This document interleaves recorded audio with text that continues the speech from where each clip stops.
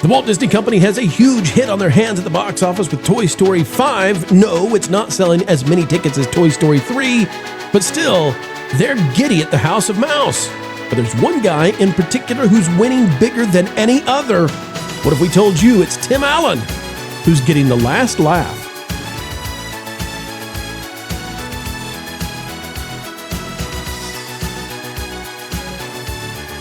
It's a great day, it's a groovy day, and folks, we're saying goodbye to Father's Day. If you're watching this video, the likelihood is it's already over for you.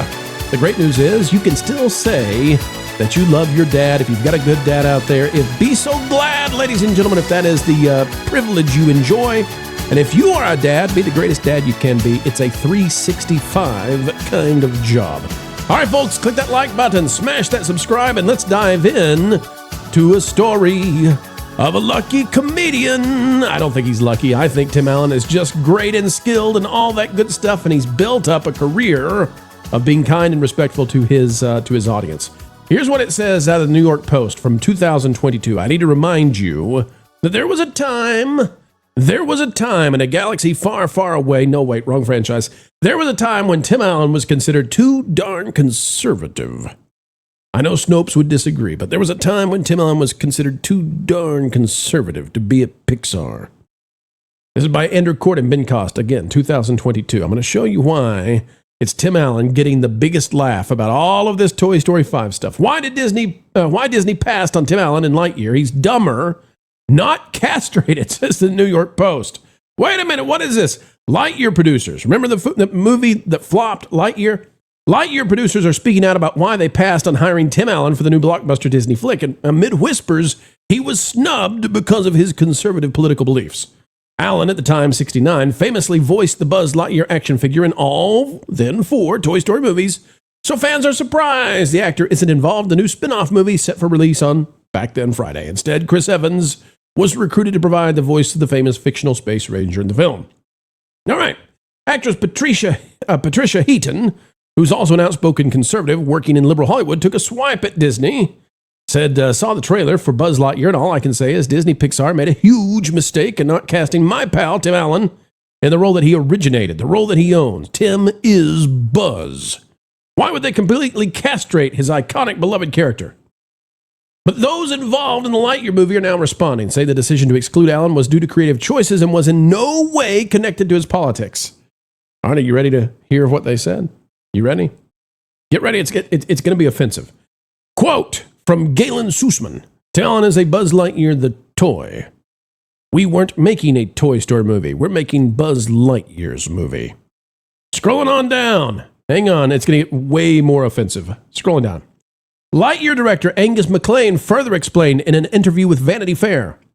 Quote, Tim's version of Buzz is a little goofier and is a little dumber. And so he is the comic relief. In this film, remember Lightyear? Buzz is the action hero. He's serious and ambitious and funny, but not in a goofy way that would undercut the drama. Chris Evans has the gravitas and that movie star quality that our character needed to separate him and the movie from Tim's version of the toy in Toy Story. In other words, Tim Allen is not serious and ambitious and funny in a non-goofy way. He would undercut the drama. Chris Evans is a movie star. Tim Allen is not. Ho ho! Ha ha ha! Ooh, that was unpleasant, eh? Well, you know what was more unpleasant? Look at this. Lightyear 2022 made a whopping $226 million in its entire run. Not weekend number 1. In its entire run, $226 million. That's it.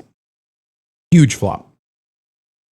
Toy Story 5 has outperformed Lightyear in 2 days. You see, the numbers I'm showing you right now, we don't have the Sunday in. This is Friday and Saturday. Okay, they're estimating the Sunday. Okay, what? I know they're estimating the Sunday. It could grow, it could go down. But anyway, folks, one weekend, and they beat Lightyear. And all that talk about, well, Chris Evans is a movie star, darn it, Chris Evans is a movie star. I'm going to go back to the article again, because Heaton was on the right path. She says, okay, so the current Buzz Lightyear movie is an origin story. But the reason the character became so beloved is because of what Tim Allen created. Why remove the one element that makes us want to see it? Well. Yeah, I think you got that right. Not you, Galen Sussman. No. Heaton. Where's the picture of Heaton at? There she is. Everybody loves her, right? And Raymond. But everybody loves Patricia. Patricia, as they call her in Mexico. All right, folks, I got to go. I'm going to bring on a panel, though. We're going to talk about this some more. Let's bring in the group, and let's chat about Tim Allen, truly getting the last laugh. So I think I'm going to have to eat crow because I was saying that I didn't think Toy Story 5 was actually going to be as big a hit as everybody thought it was. But as we're seeing the previews come out, as near as I can tell, people seem to be pretty darned happy with it. It looks like there's maybe still some gas in the tank for this thing. And it's embarrassing Lightyear. And it's showing that there is still a draw for these performers, and it's looking like it's going to do box office business. What do you guys think? What is it that is still bringing us back to this franchise? I think I had a bias against it because I sort of checked out of Toy Story after Toy Story 2. I wasn't even that big of a fan of Toy Story 3. So to me, the fact that they've gone 5 seems ridiculous, but I'm curious what you guys think. I think you're wrong, of course. I think it's going to do just fine in the box office. 3, I thought, was a return to form. 4 was a bitter disappointment, despite the fact that it made over $1 billion. And going into 5, I can see why Tim Allen feels a little schmug. It's going to get schmug up in here because, honestly, I think it's going to redeem Buzz Lightyear. I think this is going to show you if you do a proper Buzz Lightyear, you'll make good money with him. Although, honestly, this is Jessie leading the toys, and this is Bonnie's story, the little girl's story. But there's a good message in this one, I think, about the screens. And, of course, I'll be releasing my review on the film on Friday. But I think this has $1 billion in it. But I think this might be the last one. I think eventually you run out of gas.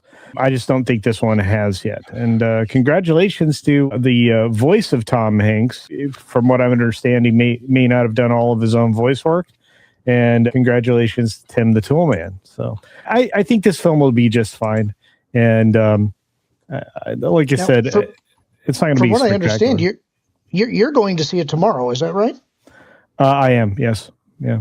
So do you have thoughts about it beforehand? Or are you going in cold? Or well, I never go into these things cold. I usually have some kind of an advanced, large type of synopsis to look at. And I'll just say it this way: the message about the screens versus the toys, the type of play and everything else, I kind of like the messaging, and I think we're at the right point in time for it. I think we need parents to decide maybe we should be a little more hands-on with our kids and a little less screen time oriented for them. And I think that's going to be a good message. And I think that's the message that Jesse's going to push through the film. And again, they're fighting Lily, which is Lily Pad, which is this tablet, and the influence it could have both positively and negatively over her life. So like I said, I'm thinking that this is going to be a good message for the adults in the audience. At the same time, it'll be a good lesson for the kids. I'm thinking this isn't quite out of gas, but eventually it will run out of gas. And as Lou said just very eloquently a few moments ago, whenever there's a numeral at the end of a film, maybe that's bad. I think it's the kids that grew up with Toy Story were kids that came into the 90s, right? Yeah. And now they mostly have their own children. Exactly. And so they're taking their children to the movie that they grew up with as kids themselves. It's kind of like how we did, at least what I did with the Star Wars. Yeah, exactly. I took my kids to see Star Wars because I grew up with Star Wars. And I think it's the exact same thing. I think that's why this movie's going to do extraordinarily well. Everybody's grown up with Toy Story. It's been like, what's this, 30 years now, 31 years? Over 30 years, yeah. Yeah, so I mean, this is a property that kind of hasn't really had a bad movie. Even if you didn't like Toy Story 4 necessarily, you probably thought it should have ended with 3. You're saying it's still Toy Story, and and like you just said, Tim Allen is coming back. He's not, what's his name, Chris Evans as Buzz Lightyear, and so people are feeling nostalgic when they hear those voices, and so I think that's pretty much what it is. But it's a safe bet. All right, Toy Story, they're not going to ruin Toy Story. They're not going to go so far with Toy Story that they destroy the franchise. If anything, they're just going to play it safe. Hey, let's just do what we've done before. We're not going to try to reinvent the wheel. We're just going to keep it really straightforward. Hey, Toy Story, Buzz, Woody, the jokes, the same, toys. We're just going to keep doing that.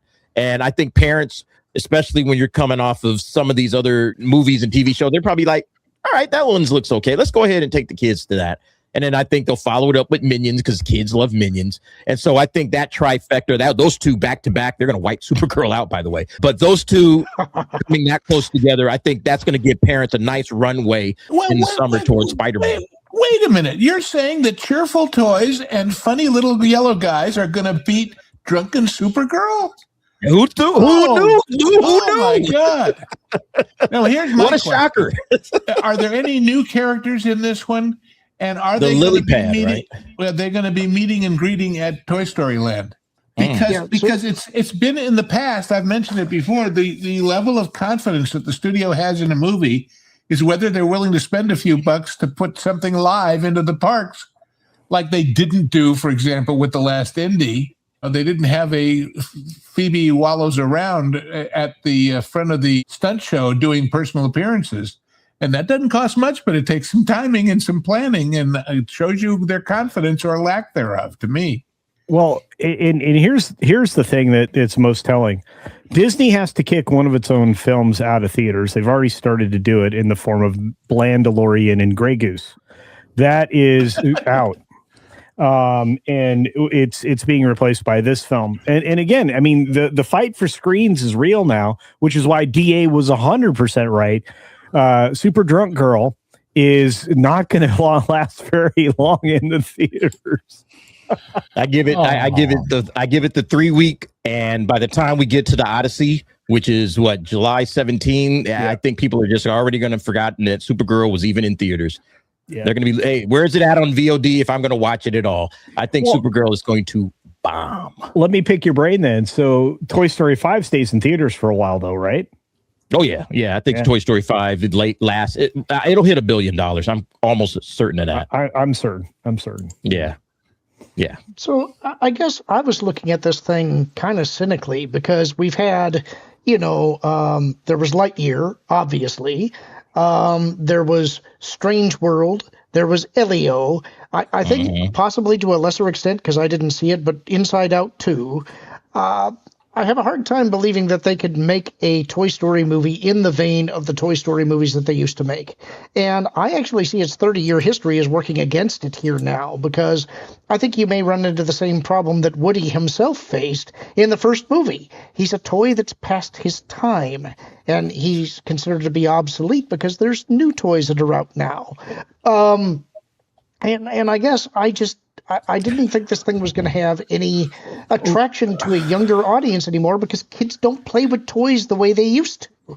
So I'm a little surprised to see. That's the point of the film, though. I get that, but I see that appealing to guys like us. I have a hard time believing you're going to hook that next generation on that message. I think they just roll their eyes. Okay, well, you're going to want to see it just strictly for the Conan O'Brien stuff. Pardon me? Yeah. I don't even want to ask.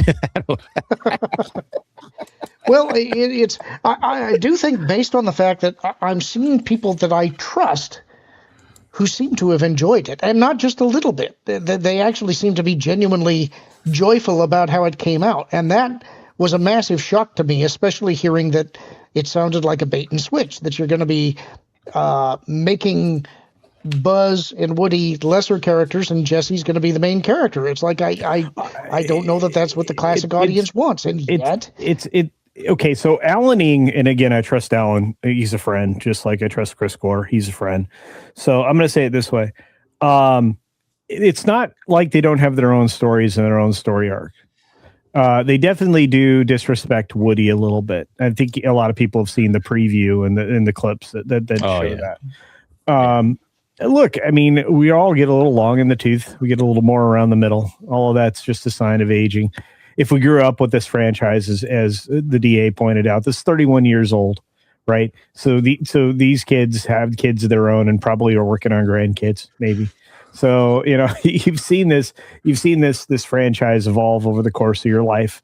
The guys get a storyline that's worthy of them. There's a lot of things. I'm not going to spoil any of the movie, all the stuff that I know, and I'm still going to go see it with an open mind tomorrow. But look, I'm not prepared to be angry for this one. So that's a weird phenomenon. We have to remember that the difference now compared to bygone days is that it used to be a movie came out and that was your first and last chance to see it. The idea that this is 30 years old is relatively irrelevant in that everybody who's showing it to their kids has shown their kids 1, 2, 3, 4. Yep. Because they can, because of streaming and home video. So everybody's up to date. And I don't think, unlike other franchises we might mention, that this one requires that homework to be got. It wasn't that I was worried that they wouldn't know what it was. It's more that they may now think it's passé, that they have aged beyond it, and that it's not cool. But there's one other thing I want to hit on this before we exit out of it, and that is we have to contrast Lightyear with Toy Story 5. Obviously, the audience rejected Lightyear. And some of that had to do with the subject matter, but a lot of it, I think, also had to do with the fact that it wasn't buzzed. And they had an in-universe explanation for that, but that's not what the audience wanted. So my question to you fine folks is, one, what is it about Tim Allen's performance as Buzz that makes it a part that I don't think anybody else could play? And two, how badly do you think Toy Story 5 is going to kick Lightyear's butt? Ooh. Bigly? Can I say bigly on the show? Yeah. Look, Buzz Lightyear was was probably one of the worst atrocities ever done. It was the Bud Light commercial of its time. Yeah. And I think it did a disservice to the character and the lore. And brought in all the modernity that everybody is roundly rejecting these days. So this is a step in the right direction. I think it's going to embarrass that film by more than $500 million, if not more. $750 million is going to bury it. By what was it? What did Lightyear make in the box Lightyear? office? I want to say Lightyear made about $400 million. Let me look it up real quick though, because that's bad. it was pretty bad. It was pretty bad. To your point about Tim Allen, I think Tim Allen's it's the voice. All right, it's his voice. It's who he is. He understands the character, and so if somebody else is playing the character, Alden Ehrenreich, whatever, Han Solo, same thing. It's not Harrison Ford. We know Harrison Ford. You're not Harrison Ford, so I'm sorry, I'm already out. A lot of people felt that way before The Last Jedi. A lot of people were questioning, why are they even doing Solo? This doesn't make any sense. This guy's not Han Solo. And it's the same thing. This is not Buzz Lightyear. Okay, even less than you thought. I knew Buzz Lightyear. It is. Buzz Lightyear was a friend of mine. And you're no Buzz Lightyear. Exactly. Well, look, and here's the thing. This is how embarrassingly bad it was. The worldwide box office for a Disney Pixar movie, Lightyear, was $226 million worldwide. Yeah. So final question on the subject before we get out for the night. If Toy Story 5 delivers, are they forgiven for Lightyear? Is it forgotten? No. I don't think anybody remembers Lightyear anyway.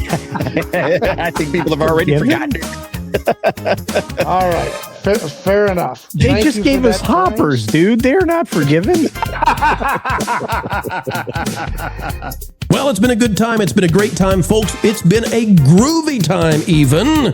Keeping the Holly Weirds in line. We know them better than they know themselves.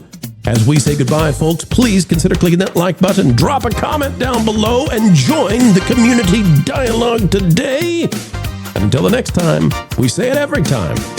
Keep learning, keep growing, and as always, keep having fun.